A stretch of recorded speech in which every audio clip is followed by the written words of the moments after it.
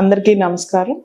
నేను doctor P Nagasri హరిత, కిమ్స్ సిక్రా హాస్పిటల్లో కార్డియాలజిస్ట్గా పనిచేస్తున్నాను.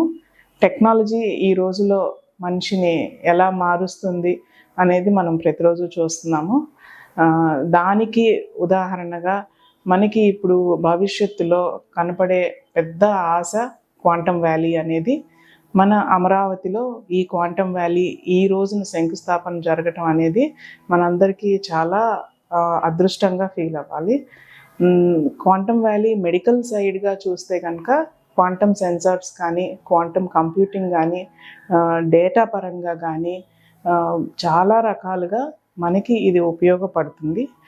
ఇది టెక్నాలజీ వాడటం వల్ల మనం మెషినరీ ఇన్వెంట్ చేయటంలో కానీ, ప్రెసిషన్ డ్రగ్స్ ఇన్వెంట్ చేయడంలో కానీ, వీటన్నిటిలో డెఫినెట్గా ఆంధ్రప్రదేశ్ ముందుంటుంది. సో పేషెంట్కి అయ్యే కాస్ట్ ఈ మెషినరీ ఇన్వెంట్ చేయటం మన దగ్గరే అవి తయారవటం వల్ల పేషెంట్ కాస్ట్ కట్టింగ్ కూడా చాలా జరుగుతుంది.